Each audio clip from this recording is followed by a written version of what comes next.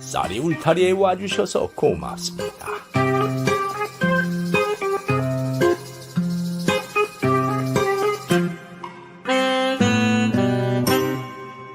이번 이야기는 백정의 아내가 된 아씨에 대한 이야기입니다. 조선시대 백정은 제일 천한 직업인데 양갓집 아씨가 어떻게 해서 백정의 아내가 되었을까요? 그 사연 이야기 시작하겠습니다. 옛날 어느 고을에서 떨어진 윗단 집에서 어떤 백정이 13살 먹은 아들과 살았습니다.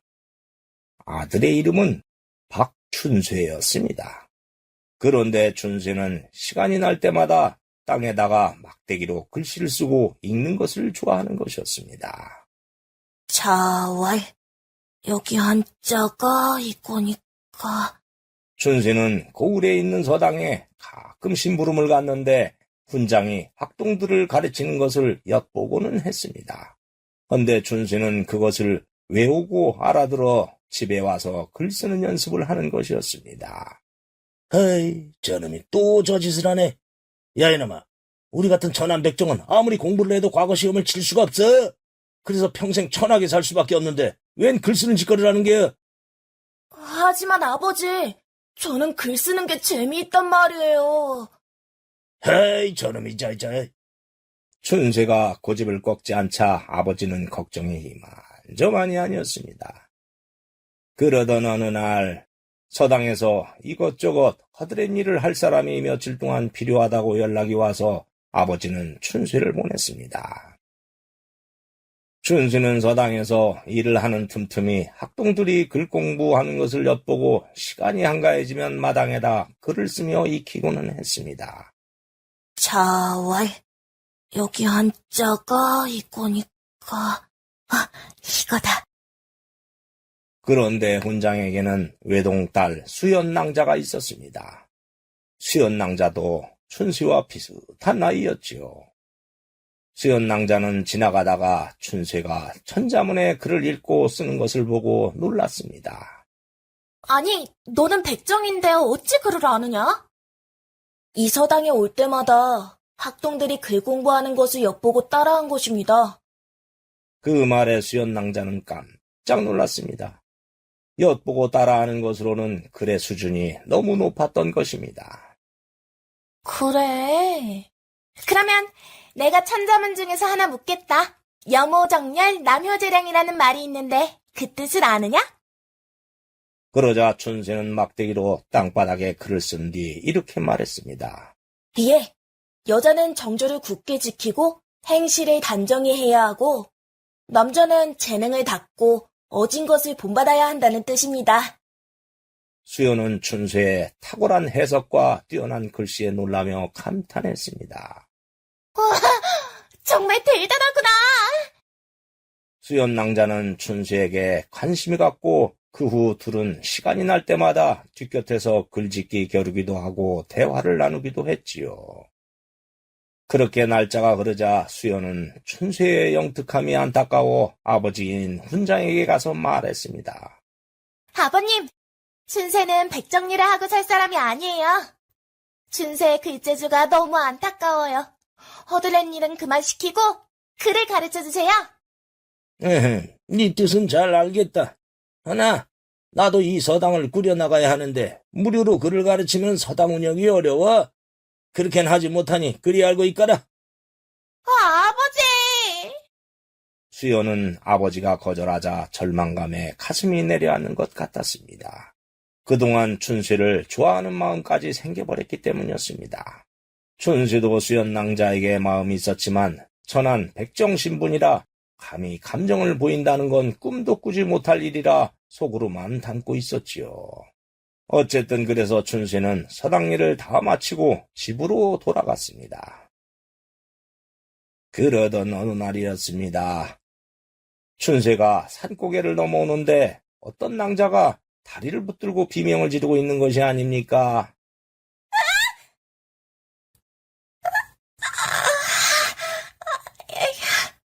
춘쇠는 낭자에게 달려갔지요. 아니, 아씨, 왜 그러십니까? 산적들에게 쫓겨 도망치다가 넘어져서 다리를 폈네. 야, 그 처녀 어디 갔냐? 빨리 찾아! 저쪽에 있는 것 같다! 아이씨, 산적들이 오고 있습니다. 빨리 제 등에 업히세요. 낭자는 처음 보는 소년의 등에 업히는 게 쑥스러웠지만 할 수 없이 업혔고 춘새는 낭자를 업고 달려서 집으로 왔습니다. 집에 온 춘새는 서당에서 엿본 의학서적을 기억해서 긴급 처방으로 낭자의 다리를 치료해 줬습니다. 낭자의 이름은 김은주였고 은주는 영의정 대감의 외동딸이었습니다. 고맙네. 근데 그 치료는 무슨 방법인가? 감자와 생강 찌은 것을 쌀가루와 반죽해서 다리에 붙이면 다리 삔 데에는 특효입니다. 저도 가끔 이 방법을 써서 효험을 봤거든요. 조금 있으면 나을 거예요. 춘새는 그러면서 반죽을 발목에 대고 호박잎으로 감싼 다음 칡넝쿨로 묶었습니다. 그것을 본 은주 낭자는 신기해서 말했습니다. 헌데 이 집을 보니 백정리라 하는 집 같은데? 맞습니다. 저희 아버지는 백정이고 소인도 백정입니다. 의사를 읽지 않으면 이런 처방은 알기 쉽지 않은데 백정이 어찌 이런 처방을 알고 있느냐? 소인이 가끔 서당에 허드렛 일을 하러 갑니다요. 그때마다 학동들이 글 공부하는 것을 엿보고 글을 익혔고 수업이 끝나고 공부방이 비면 들어가서 훈장님이 읽던 의서도 틈틈이 봤습니다. 그래서 알게 됐습니다. 낭자는 춘새의 영특함과 글 공부를 하려는 노력에 깜짝 놀라며 감동했습니다. 헌데 아씨는 어쩌다가 다리를 다치게 되었는지요? 나는 한양에 살고 있는데 하인들을 데리고 폐물이 든 선물과 함께 외갓집으로 가던 중이었다네. 헌데 갑자기 산속에서 산적들이 무기를 들고 나타나 공격을 해오지 않는가. 그래서 모두들 흩어져서 정신없이 도망쳤지. 그러다가 다리를 삔 것이네. 소인이 늦었으면 큰일 날 뻔했습니다요. 자네를 만나 이렇게 목숨을 건졌으니 다행이네. 고맙네. 그리고 시간이 흘러 은주의 다리가 좋아지자 호기심이 생긴 은주는 춘새에게 글짓기 내기를 제의했고 춘새도 동의했습니다. 둘이 글짓기를 하는데 마치 용호상박이라 은주는 그만 춘새의 글 수준에 감탄하고 말았지요. 그러나 춘새가 서당에 낼 수업료가 없어서 글 공부를 더 할 수 없는 사정을 듣고서 은주는 안타까운 마음이 들었습니다. 다음 날 산속에서 도망쳤던 하인들이 수소문해서 춘새의 집으로 찾아왔습니다. 그리고 다행히 하인 중 한 명이 폐물을 들고 도망쳐서 폐물은 찾았지요. 헌데 은주가 떠나기 전 그 폐물을 춘새의 아비에게 주며 춘새의 수업료로 쓰라는 것이었습니다. 이 정도 폐물이면 춘새의 평생 수업료는 될 걸세. 잘 가르치게. 뜻밖의 물건을 받은 춘새의 아버지는 놀라며 감동했습니다. 그리고 은주는 하인들과 함께 한양으로 떠났지요. 그렇게 해서 수업료를 받은 훈장은 춘새에게 학문을 가르치기로 했습니다. 그런데 학동들의 부모들이 찾아와서 자기 자식이 천한 백정의 자식과 함께 공부하는 것은 용납할 수 없다며 데모를 하는 것이 아닙니까? 그래서 훈장은 어쩔 수 없이 방과 후에 춘새에게 개인 지도를 해주었습니다. 예나 지금이나 학부모의 갑질은 여전했나 봅니다. 어쨌든 수연은 춘새가 공부를 하게 되어 함께 있게 되었으니 하늘을 날아가는 기쁨에 젖었지요. 그래서 틈나는 대로 춘새에게 먹을 것을 가져다 주었고 둘의 애틋한 감정도 더 깊어져 갔습니다. 그리고 세월이 흘러 어느덧 춘새의 나이가 20살이 되었고 조정에서 과거 시험을 연다는 소식이 들려왔습니다. 춘새는 과거를 보고 싶었지만은 신분이 백정이라 포기할 수밖에 없으니 곁에서 보는 수연은 안타까움을 금치 못했지요. 그런데 웬일인지 훈장이 춘쇠를 불러 다음과 같은 말을 하는 것이 아닙니까? 네가 과거를 볼 방법이 있다. 수연이 오라버니가 어렸을 때 세상을 떠났는데 아직 관아에 호적이 남아있으니 네가 오라버니로 이름을 바꿔서 시험을 치르면 되지 않겠느냐. 그 말을 들은 춘쇠는 훈장의 배려에 너무 고마웠습니다. 그렇게 해서 춘쇠는 훈장의 아들 수일이라는 이름으로 변신했습니다. 그리고 훈장은 다음과 같은 말도 덧붙였습니다. 그리고 한양에 도착하거든 내가 알려주는 주막에서 묵어라. 그 주문은 잘 아는 사람이라 너에게 숙식비를 받지 않겠다. 훈장의 말을 기억한 춘쇠는 수연낭자와 아쉬운 작별을 한 뒤 과거를 보러 한양으로 떠났지요. 그렇게 떠난 춘쇠는 한양에 도착해서 훈장님이 알려준 주막에 머물렀습니다. 주문은 기다렸다는 듯이 춘쇠를 맞아 숙식을 무료로 해주는 것이었습니다. 그렇게 이틀을 머물며 과거 시험날을 기다리고 있는데 밤이 되자 주모가 춘쇠에게 어떤 부탁을 하는 것이었습니다. 큰 대감댁에서 음식을 주문했는데 후문으로 가서 음식을 찬모에게 전해주라는 것이었습니다. 춘쇠는 공짜로 숙식 제공을 받고 있던 터라 기꺼이 심부름을 갔지요. 춘쇠가 대감댁을 물어서 후문에 도착했는데 문이 조금 열려있고 그 안에서 어떤 낭자의 글 읽는 소리가 낭낭하게 들리는 것이 아닙니까? 자왈, 하기 시습지면 부력 열어라. 공자께서 말씀하시기를 배우고 때때로 그것을 익힌다면 즐겁지 아니한가? 그래서 그 소리에 빠져 음식이 든 보퉁이를 놓고 후문 안으로 들어갔지요. 헌데 뒤채에 있는 별당에서 글 읽는 소리가 들려오는 것이었습니다. 글을 좋아하는 춘쇠라 그 소리가 어찌나 낭낭한지 그만 넋을 잃다시피 하며 듣고 있는데 하인들이 춘쇠를 보더니 도둑으로 보고 소리치는 것이었습니다. 저기 도둑이 들었다. 아씨가 위험하다. 저놈 잡아라. 춘쇠는 하인들에게 꼼짝없이 도둑으로 몰려 오랏줄에 묶여버렸습니다. 그러자 방문을 열며 어떤 낭자가 나오는 것이었습니다. 어둠 속이라 방문 앞에 서 있는 낭자의 등 뒤에 호롱불이 있어 얼굴을 식별하기 어려웠는데 낭자가 이렇게 소리치는 것이 아닙니까?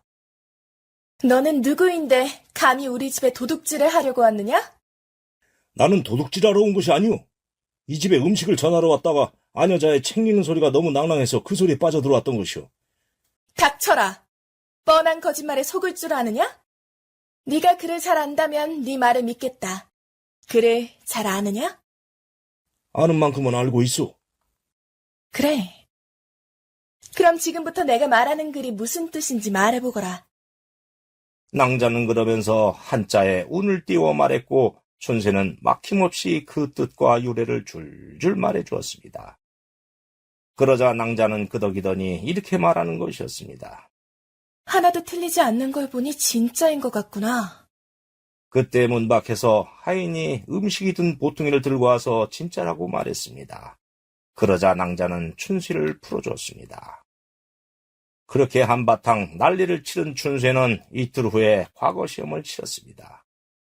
그 결과 장원으로 뽑혔고 춘쇠는 기뻐하며 시상식장 앞으로 갔지요. 시상식장에는 고관들이 앉아 있었고 영의정이 수상식을 하려고 준비하고 있었습니다. 춘쇠는 그동안의 고생이 씻겨나가는 것 같아서 할망없이 기뻤지요. 그런데 그때 포도청에서 군관이 와서 춘쇠가 훈장의 아들로 이름을 바꾸어서 응시했다는 것을 영의정에게 보고했습니다. 그것을 안 영의정은 노발대발했습니다. 네 이런 괘씸한 놈이 있나? 이름을 바꾸어서 시험을 보다니 너는 조정을 능멸했으니 능지처참을 해도 모자라겠다. 여봐라! 저놈을 당장 끌어내서 처형시켜라! 대감, 용서해 주십시오. 그렇게 춘쇠의 목숨이 사라질 위기에 놓였을 때 영의정에게 서신 한 장이 도착했습니다. 그것은 영의정의 딸 은주가 보낸 글이었습니다. 아버님, 조선 최고의 과학자였던 장영실도 노비 출신인데 종삼품까지 관직을 하지 않았는지요? 그렇듯 춘세를 노비라 하여 내치신다면 그것은 나라에 큰일을 할 사람을 버리는 실수를 하는 것일 수도 있습니다. 소녀 바라건대 부디 헤아려 주십시오. 영의정은 글을 읽고 춘세를 어떻게 처리해야 할지 결정을 내리기 어려웠습니다. 그리고 운주가 어떤 사연으로 춘세를 알고 있는지 궁금했습니다. 그래서 일단 감옥에 하옥시킨 뒤 밤이 깊어지자 춘세에게 갔습니다. 네가 내 딸을 알고 있느냐? 소인 같은 백정이 어찌 대감의 따님을 알겠습니까? 모르옵니다. 그때 은주낭자가 감옥에 나타났습니다. 아버님, 소녀는 그 도련님을 알고 있습니다. 아니, 네가 여기 무슨 일로 왔느냐? 아니, 대감의 따님이 은주낭자였는지요? 예, 도련님. 소녀이옵니다. 아버님, 저분은 저를 산속에서 산적들로부터 목숨을 구해준 생명의 은인이었습니다. 뭐야? 그럼 저자가 네가 말했던 그 생명의 은인이었더냐? 예, 맞아요. 그리고 저분은 선한 백정이지만 총명하고 심성이 착한 데다 글을 배우려는 노력이 안타까워 제가 지금까지 뒤에서 글 공부를 도왔습니다. 그리고 은주는 아버님에게 그간의 이야기를 이어갔습니다. 은주가 춘수와 헤어져 한양으로 온 후 춘수의 글 공부를 도우려고 그 후에도 사람을 보내서 도와줘 왔던 것이었습니다. 그리하여 훈장에게 춘수를 죽은 아들 이름으로 바꾸어 과거 응시에 보내라고 했던 것도 은주였고 주막과 음식도 자기가 꾸민 것이었습니다. 도련님을 별당으로 오게 한 것은 공부가 얼마나 되었는지 알아보려고 했던 것이었습니다. 만약 공부가 부족했다면 다시 고향으로 보내려고 했지만 과거 급제를 할 만한 수준이어서 안 됐죠. 그래서 뒷마당에서 춘수의 글 능력을 테스트해보고 과거 급제를 할 실력까지 되었다는 것을 확인한 후 안도해서 보냈던 것이었습니다. 아씨, 정말 고맙습니다. 이 은공을 어찌 갚아야 할지. 영의정은 은주로부터 모든 이야기를 듣고 춘수에 대해 모든 것을 알게 되자 다음 날 춘세를 석방하고 과거 급제를 수여했습니다. 그리고 주상전하께 상소하여 춘수의 신분도 면천해 주었지요. 춘수는 영의정이 고마워서 다음 날 영의정이 집으로 갔습니다. 아씨, 그동안의 모든 것이 아씨의 도움이었다니 이 은혜를 무엇으로 갚아야 할지 모르겠습니다. 정말 고맙습니다. 아닙니다. 그때 도련님이 저를 구해주지 않았다면 아마도 저는 산적들에게 잡혀 목숨을 잃었을 거예요. 은혜는 제가 갚아야죠. 이보게, 이렇게 된 거 은주와 혼례를 올리는 것이 어떤가? 네, 벌써 은주가 자네를 연모하는 마음이 있다는 것을 읽었네. 나는 아들이 없으니 자네가 내 사위가 되면은 나는 든든한 아들이 생기는 것과 같네. 어떤가? 대감, 감사합니다만 소인에게는 사랑하는 처녀가 있습니다. 춘세는 수연과의 관계를 말했고 그 말에 은주는 땅이 꺼지는 듯 했습니다. 영의정도 마찬가지였지요. 그러나 잠시 후 영의정은 춘세가 출세를 할 수 있는 기회를 버리고 약조한 사랑을 선택한 의리와 심성에 더 탐복하고 이해를 했습니다. 은주낭자도 어쩔 수 없이 포기하며 행복하게 살라고 빌어주었지요. 그렇게 해서 춘세는 고향으로 금이환양에서 아버지와 훈장 그리고 수연낭자에게 인사를 했습니다. 그렇게 온 고을이 잔치를 벌였지요. 도련님.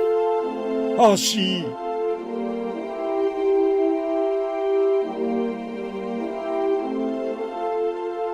그 후 춘세와 수연은 혼례를 올렸고 한양에서 잘 살았습니다. 그런데 이게 웬일일까요? 몇 년 후에 수연이 갑자기 병을 얻어 그만 세상을 떠나고 말았습니다. 그러니 춘세는 망연자실해서 살 기운이 없어졌지요. 따라서 호라비가 사는 집이니 집안 살림도 엉망이 되어버렸습니다. 그렇게 세월이 흐르고 어느 날 춘세가 입는 관복에 실이 터져 옷이 엉망이 되어버렸습니다. 그러자 찬모가 바느질을 잘하는 안악에게 맡긴 다음 이틀 후에 찾아왔습니다. 헌데 안악이 춘수에게 새 관복과 신발을 주며 이렇게 말을 하는 것이 아닙니까? 나리! 글쎄, 옷을 찾으러 안악에게 갔더니 어떤 낭자가 와서 새 관복과 신발, 속옷들을 주며 잡모가 오거든 그것으로 주라고 한 뒤 갔다는 거예요. 그래서 이렇게 갖고 왔습니다요. 예? 낭자가요? 놀란 춘세는 그 낭자가 누군지 참으로 궁금해졌습니다. 그래서 수소문을 해보니 바로 은주낭자라는 걸 알게 되었습니다. 춘세는 깜짝 놀라 은주를 찾아갔지요. 아씨가 사무관대와 옷들을 보냈다는 말을 듣고 이렇게 인사를 드리러 왔습니다. 하녀자가 없이 홀로 살고 계시니 안방 살림이 좋지 않을 거란 생각에 보내드린 것입니다. 괜찮지 마십시오. 저는 아씨께서 벌써 좋은 가문의 배필을 만나 혼인했을 것으로 생각했습니다. 헌데 아직도 혼인을 안 하고 있었는지요? 나리도 한 번 정한 사람을 저버리지 않았듯이 저 역시 나리를 한 번 마음으로 정하고 나니 다른 사람을 품을 수 없어서 이렇게 살고 있습니다. 그 말에 춘세는 감격하여 눈물이 흐르는 것이었습니다. 아씨! 나리! 그렇게 해서 두 사람은 혼례를 올렸고 오래 행복하게 살았다고 합니다. 사랑은 한 번 정하면 변치 않는 것이 진실한 사랑이라지요. 그러나 모든 운명은 또 그렇게 흘러 인연대로 맺어지나 봅니다. 오늘 이야기 여기에서 마치겠습니다. 감사합니다. 구독과 좋아요를 누르면 다음에 영상이 새로 만들어졌을 때 먼저 보실 수 있습니다.